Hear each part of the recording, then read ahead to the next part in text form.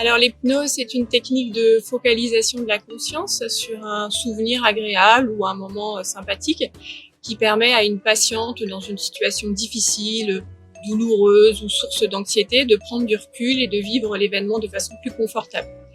L'hypnose que nous on va proposer à l'hôpital et notamment dans les salles de naissance, c'est une hypnose qui est différente de l'hypnose de spectacle, dans le sens où tout le monde va être sensible à cette technique d'hypnose parce que c'est basé sur une communication. Donc c'est une hypnose conversationnelle.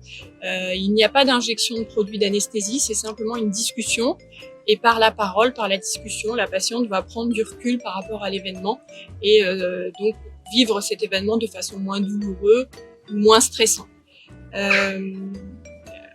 Pour vous donner un exemple, chacun dans sa vie de tous les jours vit des périodes d'auto-hypnose, comme par exemple quand vous prenez votre voiture pour faire un trajet que vous connaissez par cœur, vous allez partir de chez vous et puis sans vous en rendre compte, vous arrivez à votre travail sans aucun souvenir de ce qui s'est passé.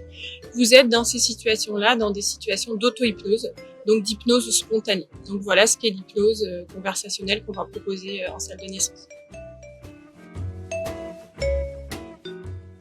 Oui, alors c'est le personnel qui va proposer les techniques d'hypnose et forcément un personnel soignant qui est formé à l'hypnose.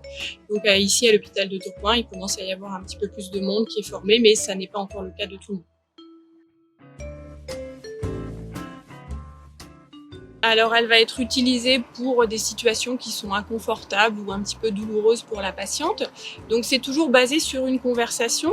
Il n'y a pas d'injection de produits anesthésiques, il n'y a pas de choses qui endorment en même temps, mais ça peut accompagner une technique d'anesthésie comme une péridurale par exemple. Donc on peut l'utiliser pour une pause de péridurale, pour une césarienne en complément d'une anesthésie quand c'est un petit peu inconfortable ou stressant pour la maman. Donc on va l'emmener un petit peu par la discussion en voyage dans un souvenir agréable ou dans un futur proche agréable, et ça va lui permettre de vivre une situation inconfortable de façon beaucoup plus agréable et beaucoup plus confortable.